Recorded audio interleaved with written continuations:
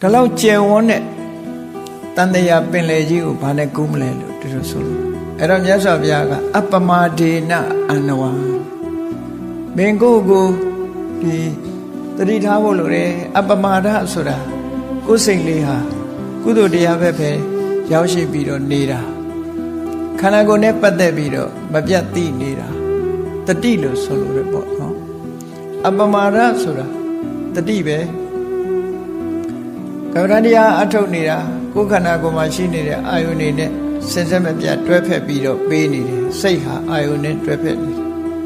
ပမာဒဆိုတာကြတော့ဘယ်လိုတော့ဆိုစိတ်လွတ်ကိုလွတ်ကာမဂုဏ်အာယုန်ကိစ္စတွေနဲ့ပဲစိတ်ကို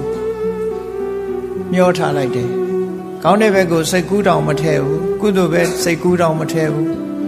နော်ဩမာနာမသေမာစိတ်ကူးတဲ့တောင်မထဲဘူး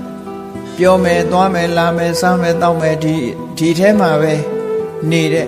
ပျော်ပျော်နေတည်ခဲဆိုတဲ့အတွေးနဲ့တွေးနေတာတွေကပမာဒလို့ခေါ်တယ်အပမာဒကြတော့အဲ့လိုမဟုတ်ဘူးဩငါတနေ့တည်ရအောင်မှာမတည်ခင်လုံးမှာငါတနေ့အိုရအောင်မှာမအိုခင်လုံးမှာငါခန္ဓာကိုယ်လဲဖြားနာခြင်းဆိုတဲ့သဘာဝတရားတွေငါမကြော်လွှားနိုင်သေးဘူးကြမ်းမာနေတော့ငါတခုခုလုံးမှာအသက်အရွယ်ရှိတုံကြိုးစားမှဆိုတဲ့စိတ်ကလေးတွေဟာဒါအပမာဒလို့ခေါ်တယ်အဲ့ဒီအပမာဒရှိမှအမှန်တန်ကျယ်ဝန်းတဲ့ပင်လယ်ခရီးကြီးကိုဖြတ်ကူးလို့ရမယ်တဲ့လို့ဆိုလို့ရှိရင်တော့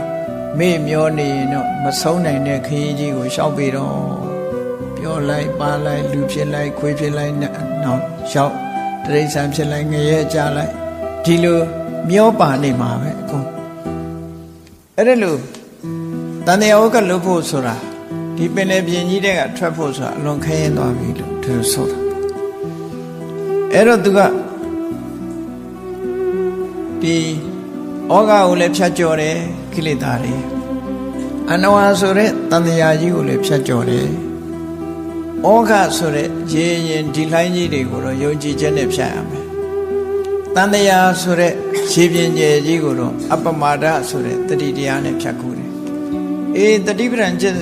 နေတာအာထုတ်နေတာဟာဒါပင်လယ်ကြီးကိုဖြတ်ကူးနေခြင်းပဲလို့ဒီလိုအောင်မရ